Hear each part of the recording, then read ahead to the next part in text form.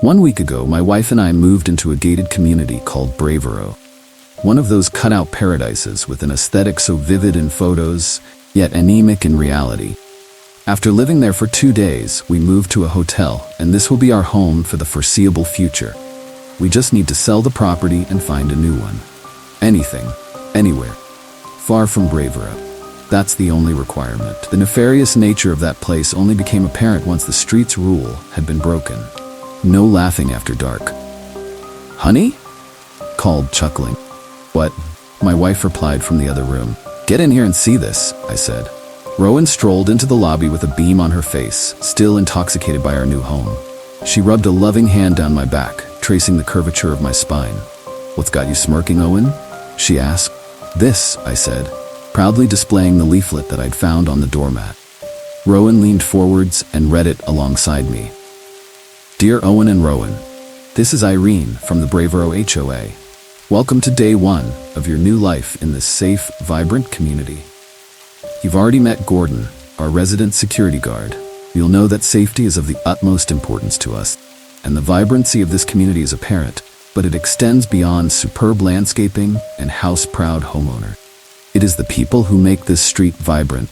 Parties and events, such as our regular garden gatherings and film nights, make this truly a place to call home. However, I do think it prudent to inform you of one particular rule that, without exception, will be enforced. There must be no laughing after dark. This is not a matter of noise. We understand that all residents will want to watch TV, listen to music, or simply talk. Sound is an unavoidable part of life. But laughter between sunset and sunrise is strictly prohibited in Bravero. What constitutes as after dark? There is no specific time at which laughter must cease. After all, the sun sets around 4 o'clock in winter and nearly 10 o'clock at the height of summer. Moreover, there is a window of murkiness between day and night. I understand that this may confuse you. You might be wondering when to keep quiet. If you want my advice, Mr. and Mrs. Neville, I would suggest that you not risk laughing once the day's light starts to fade. Once the sun begins to creep close to the horizon. For this is not a rule enforced in a black and white manner. It is not even a rule enforced by the HOA. Aside from that, there really is nothing to bear in mind. I do not run an oppressive association. You've already read and signed the contract. You know how we operate. Grow your hedges as tall as you wish. Paint your front door a garish color. Walk the streets after midnight, if that pleases you. Just do not laugh after dark. I told you I didn't want to live with rich people. They're unhinged, my wife said. No laughing after dark? What sort of dystopian nonsense is that? I hate moving.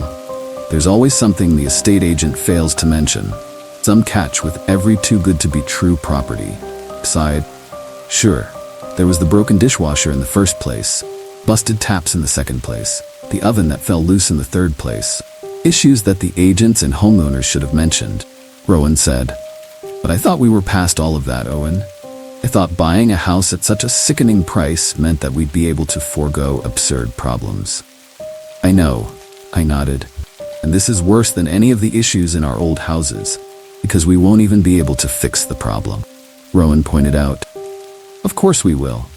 We shall become joyless husks, my dear wife, I sarcastically teased, maintaining a straight face as I embraced her. For there is no laughter in Bravero. This is a place of principles. Of sincerity, I say. Go forth, my wench, and prepare me a sandwich in the kitchen. My wife offered a blank face. Actually, I don't know why I was worrying. There's no chance of laughing with you around. I could tell by the look on her lips that Rowan wanted to chortle. So did I. But in spite of our sarcastic responses to the letter, my wife and I were still drawn to the setting sun beyond the window. And I knew we were thinking the same thing. It would be moronic not to follow the rule for the first night at least. I sensed that Rowan felt just as uneasy as me, felt as if this were more than HOA authoritarianism. Given how lax they seemed on all other fronts, the one rule was unsettling. Why laughter? Why that sound above all others? The sound of joy itself. I was too tired to unpack the baffling contents of the letter, so I decided I would discuss it with the head of the HOA in the morning. I rang as soon as I woke up. Owen Neville, so wonderful to receive a call from you, Irene heartily laughed. How was your first night in Bravero? It was good, I uncertainly replied. Irene, I'm calling you about the welcome letter. Ah, I see. Did everything make sense? She asked warmly yet obliviously. I frowned, before realizing the woman obviously hadn't seen my face on the other end of the phone. Well, yes and no. It was relatively straightforward. There wasn't much to digest. But one thing befuddled the two of us. The rule about laughter. Irene did not pause, and her bubbly tone did not falter. Yes, no laughing after dark. I did explain how to interpret that. There's no exact cutoff point. No moment at which day becomes night. You understand? I sighed. It's not about that, Irene. It's about the nature of the restriction itself. Does it not seem a little totalitarian to you? I'd understand a rule such as no noise after 11 in the evening. But a rule about not laughing after dark is so oddly specific, and it doesn't seem warranted. I don't see why laughing would ever be worse than other noises that neighbors could make. I paused, but Irene said nothing. I continued. Plus, as you mentioned in the letter, the sun sets early in winter. Are you seriously suggesting that on Christmas Day, to give an example, Rowan and I wouldn't be able to have a joyous time with our family after, say, 3 or 4 in the afternoon? Not at all, Mr. Neville. Be as joyous as you want, throughout the year.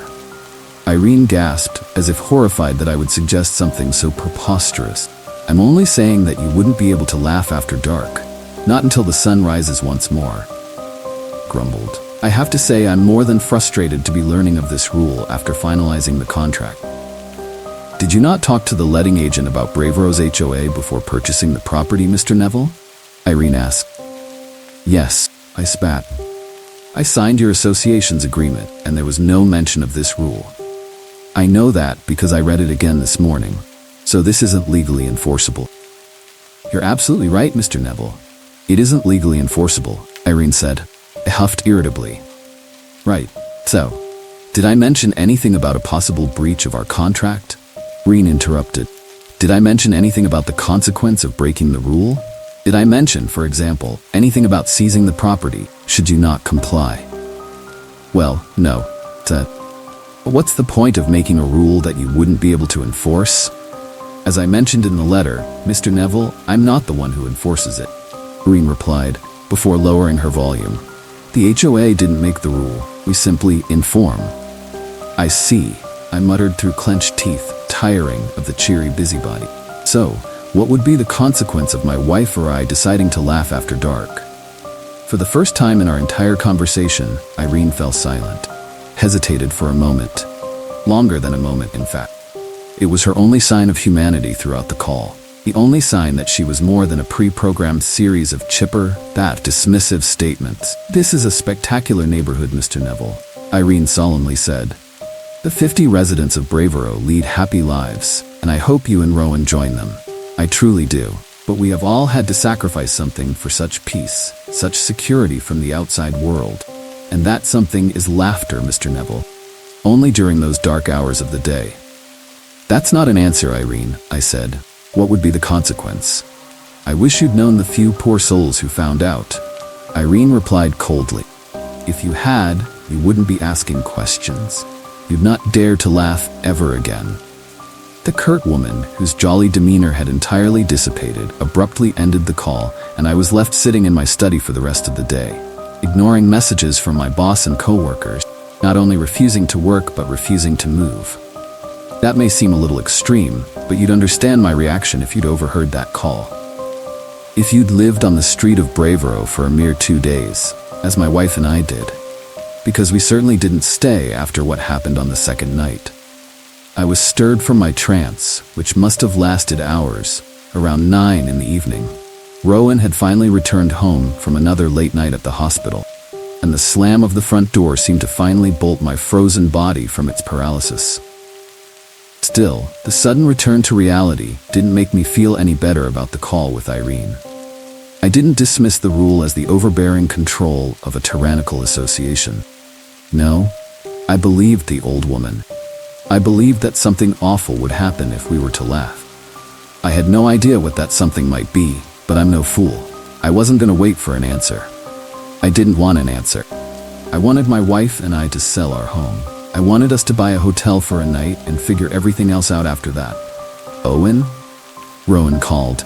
I shakily stumbled out of the office, wondering what had possessed me, wondering why my heart was beating so quickly.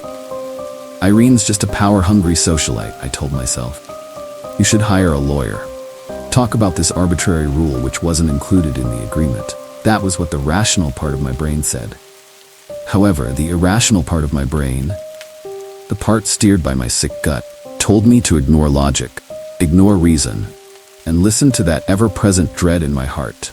The dread that told me to listen to Irene. The dread that told me to take my wife away from Bravero. By the time I reached the lobby, I was panting.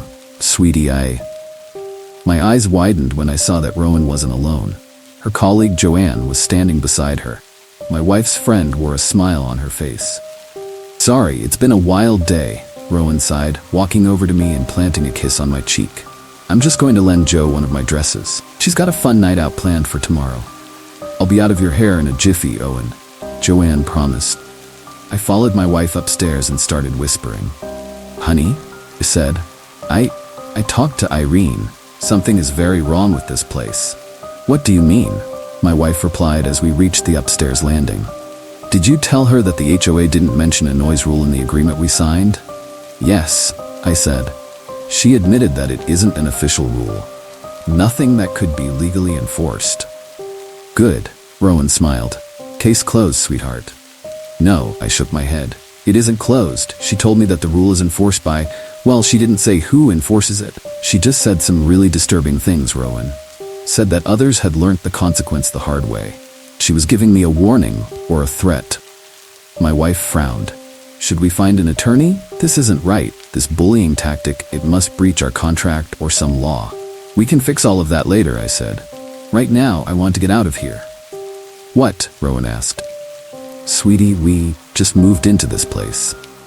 And I'm telling you to trust me, honey, I begged, still breathing heavily. Do you? Well, of course, Owen, but you're starting to make me anxious. My wife shivered. What did Irene say to you? Just, it was her voice, Rowan, the way she mentioned the consequence. It wasn't right, any of it. I think we should get out of here, I pleaded. I expected my wife to resist, expected her to roll her eyes and say that life doesn't work that way. We just bought the house. To sell it immediately based on an unnerving phone call might seem a little extreme to some people. And if there were any other reason for my distrust, then I would absolutely agree. I'd argue that we should stand our ground. Hire that attorney. Laugh for hours in the comfort of our own home, simply to spite the maniacs in charge. But I believed that woman, and Rowan clearly believed me. Okay, my wife nodded. I'll fetch that dress for Joanne, then we'll go to the hotel. But tomorrow, we have to sort everything. I smiled tearfully. Thank you, honey, thank. What are you two doing up there? Didn't stumble into bed on your way to the wardrobe, did you? Joanne laughed loudly from downstairs. Ouch, my wife yelped. My fingers had involuntarily tightened like talons around Rowan's upper arms, but I immediately released her when I regained control. And then my eyes shot to the bedroom window, eyeing the burnt orange sky which painted the horizon. A sliver of sunlight persisted on that humid summer's evening, a glow at the end of a blackened tunnel. I prayed for the first time in my atheistic life, prayed that Joanne had laughed before dark. Owen? Rowan whispered, lip trembling. Would you call it dark outside? Roped. My wife's head rolled slowly to the window, then she returned her frightful eyes to me. It'll be fine, honey. I'm sure it'll be fine. Joanne didn't know about the rule. We'll receive a slap on the wrist or something. Like you said, there was nothing about laughter in the contract. By the haunted look in Rowan's eyes, it was clear that she, like me, sensed some foreboding ripple in the air, which felt and smelt like rotten breath. I felt it a day earlier when we unloaded our belongings from the moving van. The sensation of a hidden thing within Bravero, a watcher, listener.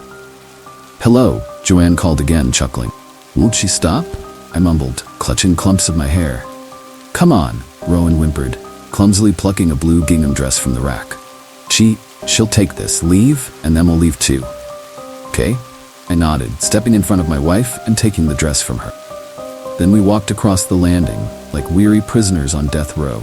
I tentatively peered over the banister at Joanne, the smiling woman, donning turquoise scrubs that matched those of my wife.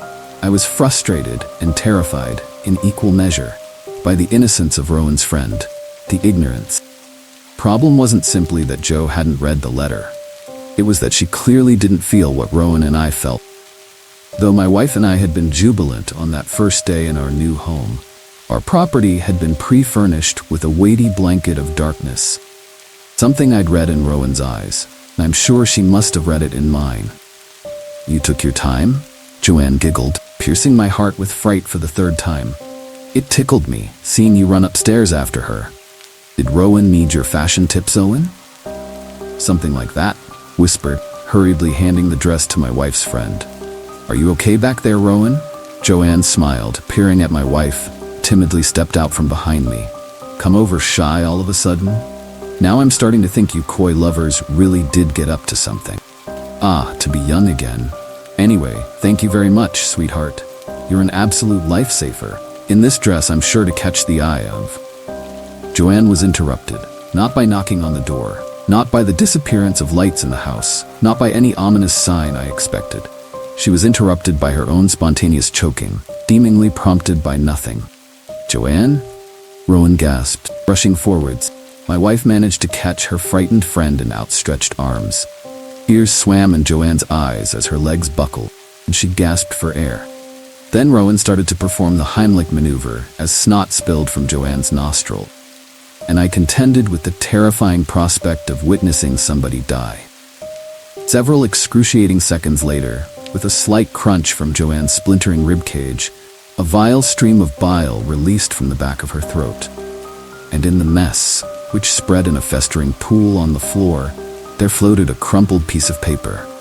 Being the only non-squeamish member of the trio, and noting that the other two were still recovering from the trauma of Joanne's sudden fit, I knelt down to pluck the note from the lake of vomit.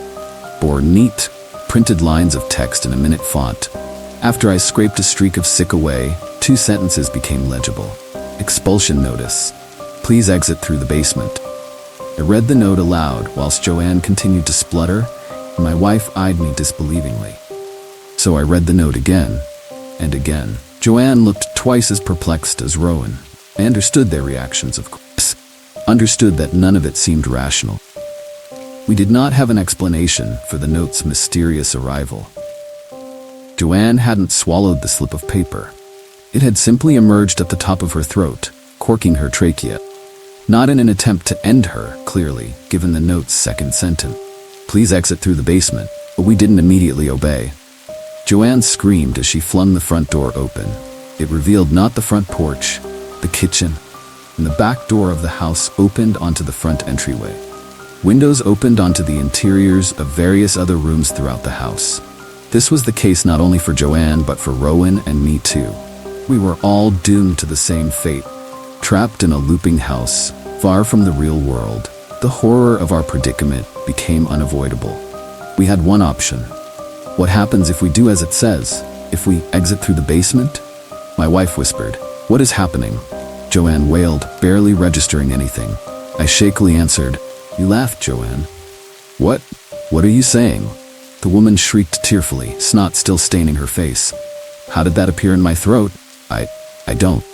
"We don't understand it either," Rowan whispered, holding her friend's hand whilst turning to me. "But we have to try the basement. It's the only room left." I gulped, nodding, and Joanne sobbed whilst I led the two of them to the door. It opened with a slight creak, and I should have breathed a sigh of relief at seeing the basement's darkened staircase, rather than a portal to another room in the house. But there was no wave of euphoria, only that blackened tide of fear rolling towards my mind, threatening something worse than an end. By then, I was haunted by the idea that death might be a kinder fate than whatever lay below. I guided us into the darkness, taking fragile steps and spinning my head frequently to ensure that Rowan and Joanne remained behind me. Once we reached the lightless basement floor, the door at the top of the stairs loudly closed. Panicking, I fumbled for the light switch, but it was gone. There seemed to be nothing down there. None of our unpacked boxes, no shelving units, just an empty, unlit room. A black expanse. "What now?" Joanne timidly asked. "I have no idea," I replied. "We should look for the exit," Rowan said. "This is the exit," I whispered. "That's what the note said." "No," Joanne said. My wife agreed. Joe's right, there must be more to it than that. There? No, Joanne repeated, interrupting her more forcefully. Joe, are you okay? Rowan asked, shuffling around and grabbing my arm. Is that you? No, it's me, I said, taking my wife's hand. I thought you were holding on to her? I was, but Joe, where are you? She queried fearfully. No. Joanne sobbed, her voice and presence seeming to have disappeared into the blackness. And then came laughter. Not a kind laugh, not a laugh of joy, not even a mocking sound. It was a laugh devoid of soul, devoid of life. One that seemed to serve simply as the welcome to some eternal nightmare. A noise that Joanne seemed to be blindly walking towards, willfully or not. I clutched at air or a void with my free hand, desperate to find her. Stop it, Joe cried, sounding far too distant for such a compact basement. Why are you laughing? Joe yourself. Who's there? Where? Oh God. What are you? What are you? My wife's friend screamed as she saw something in the dark. Something that Rowan and I did not see. Something I realized was too terrible for living eyes. Given that Joanne had perished, I'm not sure how I knew that. I simply understood that she would not return to the land of the living. I understood that she was not simply exiting Bravero, she was exiting reality, and she would not be entering some joyous afterlife. I had no doubt that a hellish, torturous eternity awaited. Squeaking wood sounded, and I rotated my head. Rowan and I had only walked a few steps from the staircase, but it was inexplicably 100 yards behind us. The open door at the top of the stairs cast light from the lobby. It was the only visible thing in the void which had swallowed Joanne. The void that still threatened to swallow Rowan and me. Come on, I yelled, dragging my wife behind me. As we darted towards the escape, I started to feel something more physical in the absence of the room. A manifestation of the dark tide that had been approaching my mind. In the, on the, at the. Joanne whimpered incoherently from a place both near and far. It's Owen, Rowan cried as we reached the stairs. We have to go, I ordered, pushing my wife onto the first step. Please, Owen, she begged. There must be some way to save her. I turned for a moment and immediately felt a searing pain in my brain. That black tide had finally arrived, submerging the joy in my soul, pushing it from reach. The dark brought not suffering, but the promise of suffering. It was a warning from whatever lay in the deepness of that basement, whatever thing beyond the laws of man enforced the rule. Rowan and I had obeyed. Joanne had not. It was as awfully simple as that. But my wife and I were being offered safe passage from the terror. We were on the stairs, mere yards away from safety. Still, I considered it for a moment. Considered what Rowan had said. There had to be a way of saving Joanne. In place that defied all spatial laws, I still felt the presence of my wife's friend. Felt her cries burrowing deeply into my ears, as distant as they sounded. The place was a trick. She might have only been yards from us. I believed I could do something. But the Watcher read my thoughts. Read my intent to plunge into the darkness and rescue the poor woman. That likely would have broken some other unspoken rule for a hand stretched from the black. And it did not belong to Joanne. It was a skeletal six-fingered appendage, cloaked in ragged, ripped strips of gray skin. It was not skin at all, of course, just as the hand was not a hand. It was not anything that belonged to anyone. Worst of all, I know it did not even belong to the Watcher. It was a tool used to make a point. If I had seen even a sliver of that thing's true form, I would have been broken like Joanne. Whatever enforced the rule of joyless evenings in Bravero, it did not come from anywhere earthly. And it did not take Joanne to anywhere earthly. I screamed, retreating from the fingers as they sought to snatch me. Perhaps, by returning to the dark and searching for Joanne, I would have also faced a horrible doom. But I didn't allow myself to find out. I narrowly swerved the hand and followed Rowan clumsily up the stairs before slamming the door behind us. We ran to the front entrance and she pushed down the handle to reveal a wonderful sight. Our porch, our driveway, more importantly. We did not stop to pack, did not stop to think. We bundled into the car, drove away from Bravero, and promised never to look back. We don't even plan to collect our things. Even at the sun's high point, I wouldn't risk uttering even the slightest giggle in Bravero. Besides, there are things worse than material loss. Things worse than death, even. But I never gazed at those things, and I pray I never will. I pray for something truly awful in truth. I wish that Joanne had died before seeing whatever she saw.